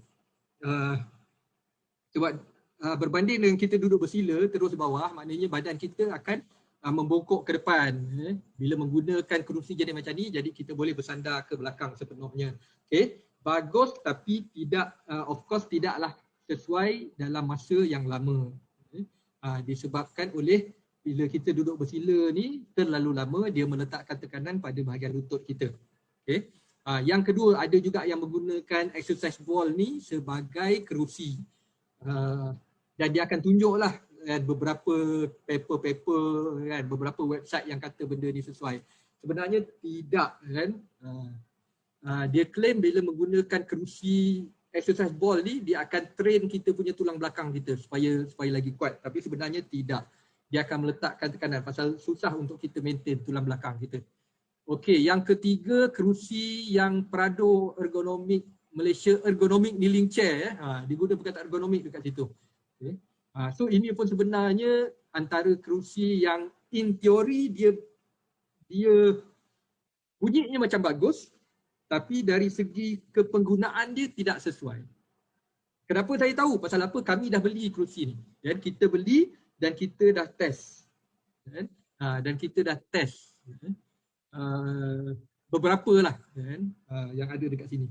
So kalau jenis macam ni, antara masalah utama dia adalah sama juga dia meletakkan tekanan pada bahagian lutut, dan juga bila you dah duduk terikat dekat sini, very unlikely you akan bangun. Okay. Maka you akan jadi orang-orang yang terkena sumpah di kerusi. Okay. Yang stand computer desk simple modern, okay, yang ini saya recommend. Yang ini saya recommend kalau untuk kerja tuan-tuan, dan ini yang saya gunakan di pejabat saya, beli sendiri tak ada masalah. So dia boleh multi layer, maknanya ada masanya kalau you nak gunakan untuk menulis sepenuhnya. So dia punya permukaan dia boleh sama paras, kalau nak ditinggikan boleh, ketinggian dia boleh adjust. Dan dia punya sudut pun boleh adjust. Yang seterusnya ada yang jenis macam ni. Okey. Yang gambar ada gambar before and after tu. Ada gambar before and after tu. Okay. Yang ini saya nasihatkan berhati-hati sedikit disebabkan dia punya masalah dia adalah benda yang sama yang berlaku sekiranya tuan-tuan menggunakan bantal busuk letak dekat belakang kerusi. Yang ini saya akan address dekat dalam slide yang seterusnya. Okey. Jadi yang ini chair selection. Chair selection. Jadi menjawab kepada soalan Tuan Fawaz tadi, perlu ada kerusi khas yang boleh di-adjust ke? Yang penting sebenarnya kerusi tersebut kena sesuai dengan kita. Kalau tuan-tuan dah kebetulan jumpa kerusi meja kita, kerusi yang tak boleh adjust itu pun memang dah sesuai dengan ketinggian kita, saiz tubuh badan kita, so tak ada masalah. Okay. Tapi kalau dapat adalah terlebih rezeki sikit, nak melabur sikit, maka carilah kerusi yang ada sebelah kiri ni. So yang pertama adalah vertically adjustable, maknanya dia punya ketinggian dia boleh adjust. Dan perlu ingat juga dia punya ketinggian dia tu, dia punya paling rendah sekali kena membolehkan kaki tuan-tuan jejak dekat lantai. Okay. Dan paling tinggi sekali kena membolehkan siku tuan-tuan di atas meja. So itu vertically adjustable. So yang kedua 5 point base, maknanya dia punya bahagian bawah ni kaki dia bentuk dia ada 5. Okay. Sebab itu yang lebih stabil. Ada yang pakai 4 aja. So yang 4 tu dia tak stabil. Ini kalau kita cerita pasal kerusi roda. Yang seterusnya dia punya lumbar support. Lumbar support ni sebenarnya merujuk kepada bahagian belakang, tempat sandar dia. Lumbar ni adalah merupakan tulang belakang kita yang bawah, yang dekat atas sikit daripada pinggang tu. Jadi dia punya penyokong dia tu, cuba duduk dekat kerusi tersebut, adakah dia akan betul-betul kena dekat kita punya tulang belakang yang bawah tu, kita punya lumbar curve tu, kita punya tulang belakang yang lengkup ke dalam tu. So kita tengok dekat situ. Ataupun dia boleh adjust ke? So jadi kalau dah kerusi kita, walaupun yang tak adjust, macam contohnya yang kerusi kuning tu, walaupun tak adjust tapi dah ngam-ngam kena dekat belakang kita, then okey lah. Kalau tak kena, jadi kita tahu kerusi tersebut tak sesuai. Sebab itu saya selalu katakan kalau untuk kerusi ni, tuan-tuan kena kalau trial and error. Dapatkan saiz badan kita, tengok dia punya spek, kalau dapat, kita test balik. So yang seterusnya, dia punya backrest ni kena cukup. Okay. Bahagian belakang, ada yang dia punya cover hanya dekat belakang bawah sahaja. Yang itu saya tak recommend. Kalau you nak beli kerusi, cari kerusi, kena cari yang sekurang-kurangnya dia cover sampai bahu kita. Kenapa tak sesuai yang cover bahagian bawah sahaja, dia punya kesan sama macam beli peralatan yang saya tunjukkan dalam slide yang sebelum ni. Dan juga sekiranya tuan-tuan menggunakan bantal busuk letak dekat belakang. Okey, bila kita letak bantal busuk dekat belakang atau bila kita menggunakan kerusi yang penyokong dia rendah, apa yang berlaku bila kita sandar ke belakang, maka belakang kita akan belakang habis. Yang ini kita panggil sebagai overcorrection. Okay. Jadi, kalau nak letak bantal busuk dekat belakang, pastikan jangan letak hanya dekat bahagian bawah. Bantal tersebut hendaklah boleh cover sampai dekat bahu. So seterusnya, seat pan, maknanya tempat duduk ni, tempat duduk lebar dan juga dia punya panjang dia tu kena sesuai dengan kita. Jadi kalau kita yang jenis duduk panjang, bila kita nak duduk bersandar dekat belakang sampai kena pakai terpaksa kena pakai bantal busuk tu, so maknanya itu kerusi yang tak sesuai, sebab itu kena tambah lagi. Kemudian dari segi dia punya seat pan juga, cushion dia kena cukup lembut, dari segi kena cukup sesuai, maknanya dia tidak terlalu lembut, tidak terlalu keras dan dia punya material dia tidak terlalu licin. So kalau kita nak kata dari segi bahasa density ni dalam 30-45 density tu okey. Dan jangan terlalu tebal. Okey, kemudian seat pan backrest ni boleh adjust, maknanya boleh turun naik, tapi yang ni tak berapa kritik. Boleh sengit macam ni, tapi ni tak berapa kritikal sangat. Tapi ada juga seat pan yang boleh bergerak ke depan ke belakang. Tempat duduk dia boleh bergerak ke depan dan ke belakang. Maknanya kalau orang yang kaki dia panjang, dia boleh ke depan kan. Kalau orang kaki dia pendek, ke belakang kan. Ini antara ciri yang kerusi ergonomik yang mahal-mahal, kebanyakannya ada benda ni. Bahagian depan kerusi tersebut dia kena bentuk bulat, dia rounded. Dia kalau kita pakai meja makan, kerusi makan kita biasanya dia bentuk segi macam tu. So bila bentuk segi itu dia akan meletakkan tekanan pada bahagian belakang kaki kita. Lama-lama duduk jadi sakit.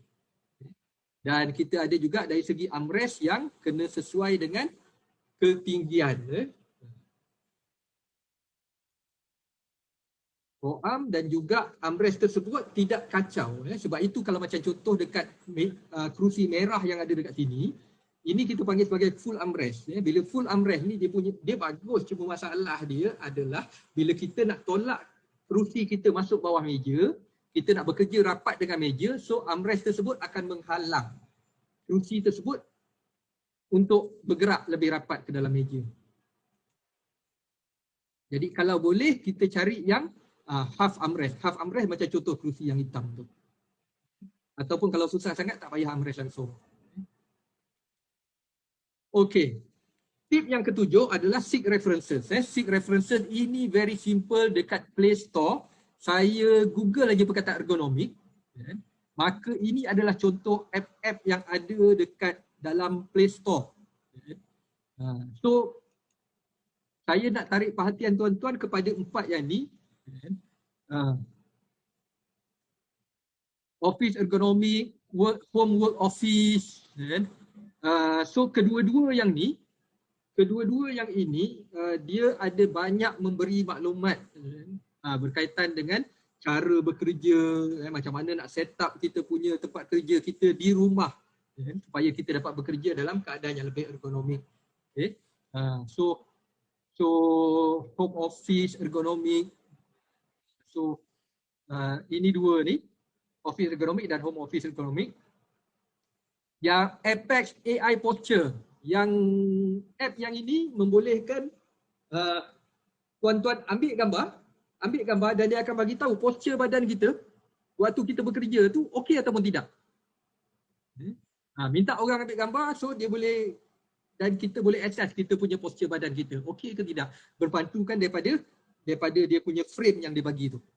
Dan satu lagi adalah yang ergonomic productivity yang bawah tu saya merahkan tu.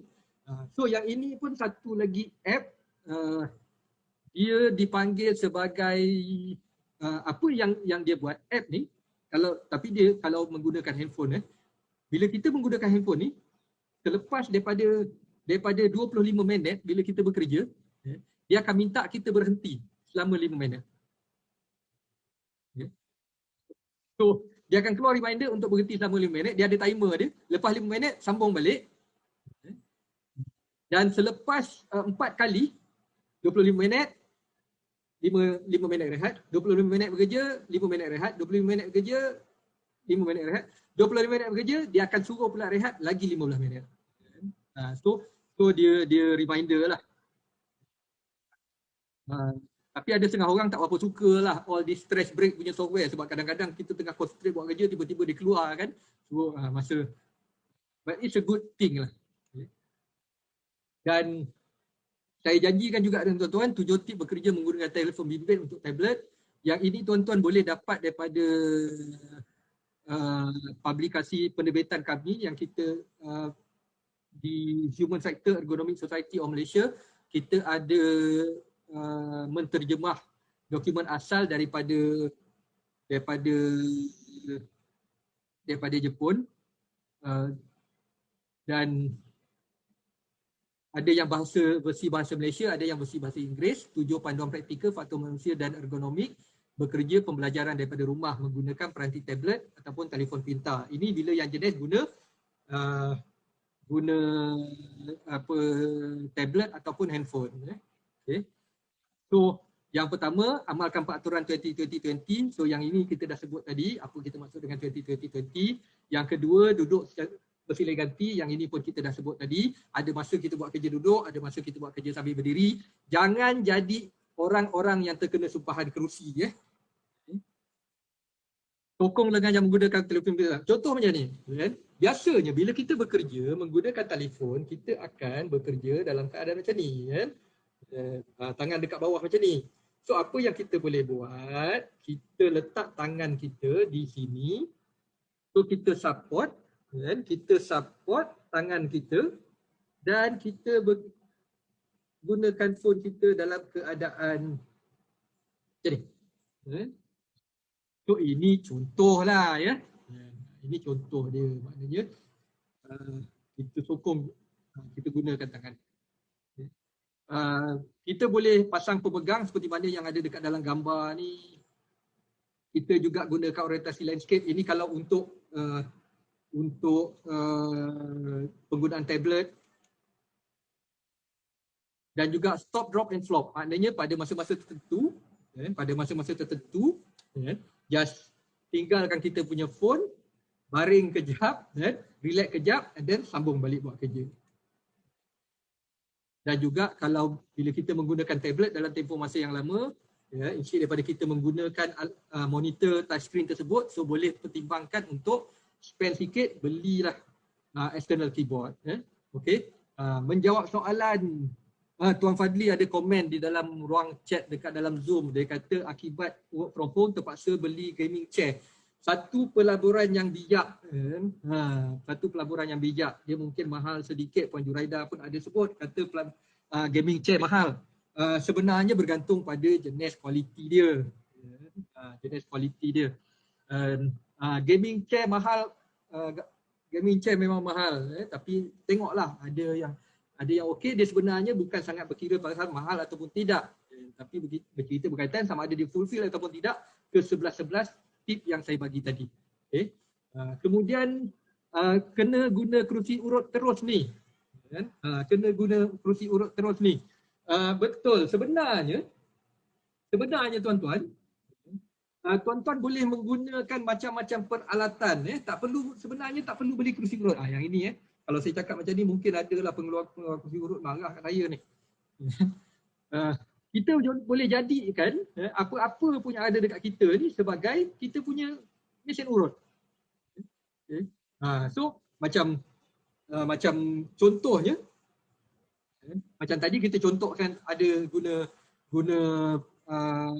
guna pen untuk buat urut, ataupun katakanlah tuan-tuan ada benda ni apa ni? Ini sebenarnya adalah edge protector. Dan edge protector ni saya gunakan untuk apa sebenarnya? Saya gunakan untuk meletak di keyboard saya, kalau boleh nampak dekat sini. So di sini. Jadi bila tangan saya letak dekat tepi meja, jadi tangan saya tak sakit. Beli dekat mana? RM2 je modal. Okey, tapi katalah kita adalah benda-benda apa-apalah, kita ada t-shirt, kita ada apa-apa ke, boleh digunakan jadi mesin urut. Macam mana cara dia? Kita letak dekat belakang ni dan kita boleh goyang-goyangkan macam tu. Okay. Untuk bahu kita pegang macam ni, kita pun urut macam tu. Dan benda yang sama juga kalau di bahagian belakang, di bahagian belakang pun kita boleh urut benda macam tu. So itulah. Maknanya dari segi exercise ni di mana-mana pun you buat, tak perlu beli kerusi urut. Boleh jadikan peralatan-peralatan dekat rumah ni sebagai mesin urut kita. So saya rasa itu sahaja tuan-tuan, sesi perkongsian saya. Sekadar berkongsi sedikit ilmu yang ada. Tuan-tuan kalau berminat nak tahu lebih lanjut berkaitan dengan topik ini ataupun apa-apa topik, bolehlah hubungi kami di NIOSH. Itu saya punya phone number dan juga saya punya email, insyaAllah. Saya serahkan kepada Puan Saridah. Kebanyakan soalan saya dah jawab dah rasanya. Saya rasa pun dekat Q&A tu, sesi Q&A tu dah terjawab rasanya semua apa yang Cik Remy dah bentangkan sebentar tadi. Dan Selepas ni kalau tuan-tuan dan puan ada persoalan lagi, sebarang persoalan lagi, boleh utarakan kepada pihak jawatankuasa dan kami akan cuba untuk selesaikan ataupun minta pada Cik Remy untuk membantu kami menjawab persoalan-persoalan daripada tuan-tuan dan puan-puan. Boleh ya Cik Remy ya? Boleh, Okey, insyaAllah. insyaAllah. Okey. Banyak sebenarnya tips-tips yang Cik Remy telah sampaikan tadi, daripada kerusi, exercise ya, yang tuan-tuan dan puan-puan boleh terapkan ya dalam kerja-kerja seharian tuan-tuan dan puan-puan semasa work from home ataupun bekerja daripada rumah. Saya sendiri pun kadang-kadang menghadapi tekanan yang sama Cik Remy, sebab kalau kalau kat rumah ni dia datang macam-macam tau, dengan kerja kat rumah lagi kan, kerja pejabat lagi. So daripada situ kita kena bahagikan masa kita dengan betul dan cara kita macam mana kita nak handle ya, cara kita bekerja daripada rumah. Cik Remy dia pakai silat tau, jadi lepas ni mungkin boleh bagilah kan tips-tips macam mana ataupun ajar cara-cara lebih macam mana nak exercise ya, kepada semua para penonton ataupun kepada warga LPPKN khususnya. InsyaAllah lah, macam apa saya juga bagi pihak NAYOH mengucapkan terima kasih pada pihak LPPKN kerana menjemput kami untuk berkongsi sedikit ilmu yang ada lah dan ucap tahniah saya pada bahagian keselamatan dan teknikal dan juga pada Puan Saridah lah kerana mengendalikan sesi ini dengan cemerlang. Sama-sama Cik Remy, dan kami amat berbesar hati kerana Cik Remy sudi melapangkan masa, kerana kami pun sebenarnya bukan selalu dapat kesempatan seperti ini untuk kita bersama-sama dengan pihak NAYOH berkongsi tips-tips dan juga pengalaman serta ilmu-ilmu yang cukup berguna sudah tentunya di waktu pandemik COVID-19 seperti ini. Jadi terima kasih sekali lagi kepada pihak Cik Remy kerana sudi membantu kami dan sudi bersama-sama dengan kami di sepanjang sesi dalam waktu 1 jam lebih kurang ya, kita pada pagi ini, dan diharapkan agar sekiranya kami dapat menjemput sekali lagi Cik Remy di waktu-waktu yang akan datang. Terima kasih sekali lagi daripada pihak kami, daripada unit sokongan teknikal bahagian khidmat pengurusan LPPKN. Terima kasih sekali lagi Cik Remy. Okey, terima kasih. Assalamualaikum warahmatullahi wabarakatuh. Waalaikumsalam warahmatullahi wabarakatuh.